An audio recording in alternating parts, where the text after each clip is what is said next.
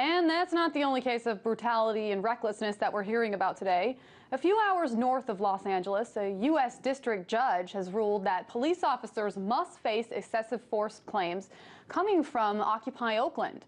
The protesters claimed that police used unusually harsh tactics to disperse a peaceful group of activists who were speaking out against tuition hikes at the University of California in Berkeley. The Berkeley police used their batons to beat protesters who had linked arms in order to avoid eviction. Meanwhile, in New York, Occupy activist Michael Premo was found innocent of assaulting a police officer when video evidence directly contradicted the New York Police Department's claim that he had abused the officers. Here to discuss this case of Michael Premo, I'm joined now by Molly Knefel, a journalist at Radio Dispatch. Hey there, Molly. So what did the video evidence ultimately clear him of, and what was shown in it? Sure. So Mr. Premo was facing a number of charges, including obstructing governmental administration, resisting arrest, and assaulting an officer. The officer in question had testified at the trial, claiming that Mr. Premo had used stiff arms, had resisted, and ultimately his violent actions his alleged violent actions had led to the officer being injured.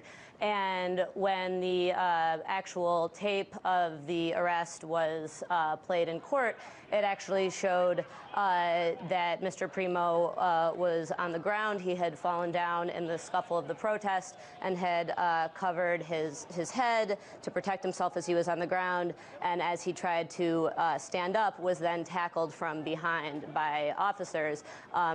There was basically no video evidence of what the police officer had testified what happened. So quite a different story from what the NYPD prosecutors and also the officer himself was saying.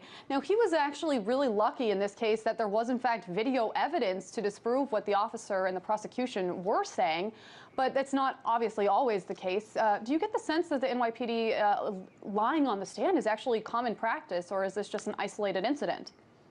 Well, there was another Occupy case that happened earlier the past year involving a man named Mr. Arbuckle, and that was also a case where the police testimony contradicted the video evidence. There had been a police officer testifying that the defendant had been in the street obstructing vehicular traffic, I believe, and the video evidence showed that that wasn't where the defendant was standing. So it's important to note that that while Mr. Premo was found not guilty, because there was this video, meanwhile, there are, hundreds more Occupy cases and certainly thousands of cases where there is no video. And an important case, regarding police brutality would be Jatik Reed, who was arrested last year by the NYPD and violently beaten by them while handcuffed. And because there was video evidence showing what happened, the NYPD ultimately dismissed what he was being charged with. But there was a number of discrepancies between the police report and the video. So Sure. I can't speculate as to how often it happens, but it certainly as Michelle Alexander has written in the New York Times, in a jury trial, if you have a police officer testifying, the jury might not have any reason not to believe that police officer's testimony if there's not video evidence there to show Molly, the police that was going to be my question to you. Do you think a jury is more likely to believe a police officer than a regular citizen, and do you think that should be the case? Should we just believe what we're being told? Well, you were talking about the LAPD earlier, and the Rodney King video was so so groundbreaking because finally here is video. And I think a lot of people in the communities of color in LA at that time were not surprised to see that video because they knew that was what was happening in their communities. And so in terms of a jury, I think it depends on the jury, but